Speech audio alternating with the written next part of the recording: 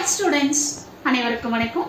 இன்னைக்கு வீடியோல என்ன பார்க்க போறோம் அப்படினா தெவினியன்ஸ் ரெசிஸ்டன்ஸ் எப்படி ஃபைண்ட் அவுட் பண்றது சிம்பிளா அப்படிங்கறது தான் பார்க்க போறோம்.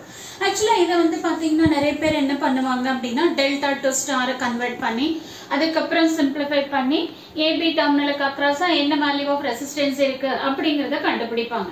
பட் இப்போ நம்ம என்ன பண்ண போறோம் அப்படினா டெல்டா டு ஸ்டாரோ இல்ல ஸ்டார் டு டெல்டாவோ எதையும் யூஸ் பண்ணவே போறதில்ல.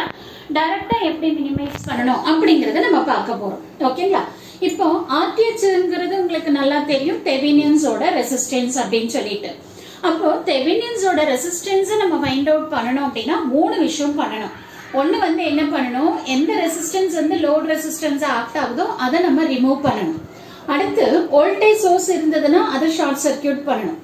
கரண்ட் சோர்ஸ் இருந்ததுன்னா ஓபன் சர்க்யூட் பண்ணனும். இந்த மூணு பாயிண்ட்டையும் நம்ம என்ன பண்ணனும், கொடுத்திருக்கிற சர்க்யூட்ல அப்ளை பண்ணதுக்கு அப்புறமா தான் RTH ஓட வேல்யூவை நம்ம கண்டுபிடிக்கணும். கரெக்ட் தானே?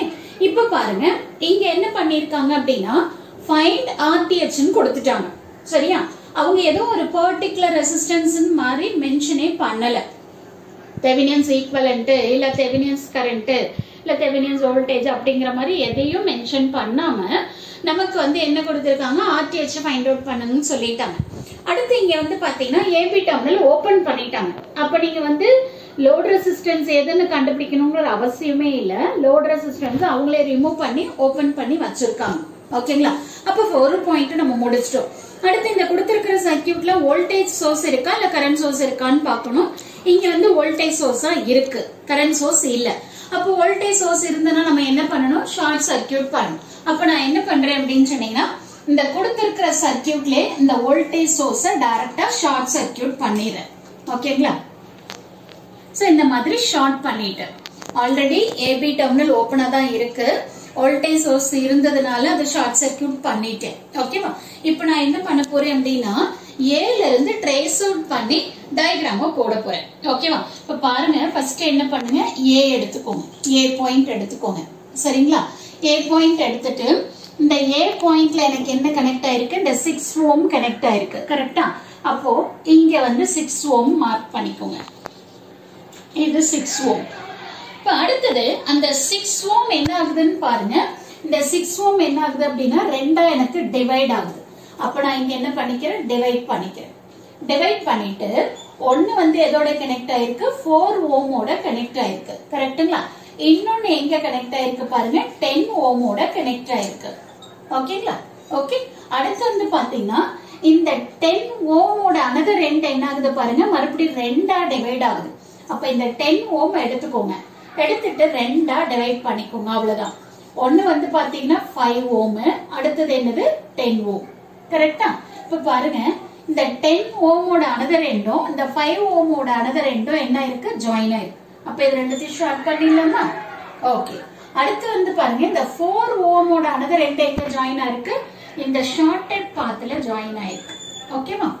அந்த ஷார்ட்டட் பாத் எல்லாம் எங்க போயிருக்கு பாருங்க, B பாயிண்ட்க்கு போயிருக்கு. அவ்வளவுதான். பாருங்க எவ்வளவு சிம்பிளா நம்ம டிரா பண்ணிட்டோம். இது நீங்க டெல்டா டு ஸ்டாரோ இல்ல ஸ்டார் டு டெல்டாவோ போகணும் அவசியமே இல்ல. ஓகே.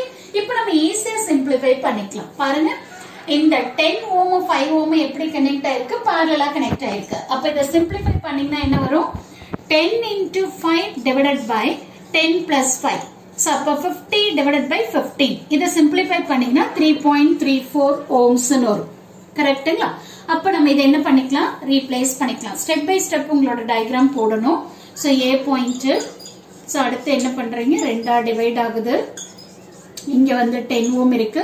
இந்த parallel காம்பினேஷனை மினிமைஸ் பண்றப்போ 3.34 ஓம் வருது. இங்க 4 ஓம்ஸ் இருக்கு. கரெக்ட்டா? சோ இதெல்லாம் எங்க போயிட்டு கனெக்ட் ஆயிருக்கு, B யோட கனெக்ட் ஆயிருக்கு. ஓகே. இப்ப பாருங்க, இந்த 10 ஓமும் 3.34 எப்படி கனெக்ட் ஆயிருக்கு, சீரிஸ்ல கனெக்ட் ஆயிருக்கு. அப்ப இத நம்ம மறுபடியும் என்ன பண்ணிக்கலாம், சிம்பிளிஃபை பண்ணிக்கலாம். ஓகேங்களா? சோ அப்ப சீரிஸ்ல இருக்கு அப்படின்னா நம்ம என்ன பண்ணணும், வேல்யூவை ஆட் பண்ணிக்கணும். கரெக்ட்டுங்களா? சோ அப்ப ஆட் பண்ணீங்கன்னா உங்களுக்கு என்ன வரும், 13.34 ன்னு வரும். சோ இங்க ஆல்ரெடி 6 இருக்கு. கரெக்ட்டா? சோ அப்ப இது A. சோ Aல வந்து 6 ஓம் இருக்கு. சோ இங்க வந்து நமக்கு 4 ஓம் இருக்கு. இது ரெண்டுத்தையும் நீங்க ஆட் பண்ணீங்கன்னா உங்களுக்கு எவ்வளவு வரும், 13.34 ஓம்ஸ் ன்னு வந்துரும். கரெக்ட்டுங்களா? இப்ப பாருங்க, இது ரெண்டும் எப்படி இருக்கு, நமக்கு parallel இருக்கு.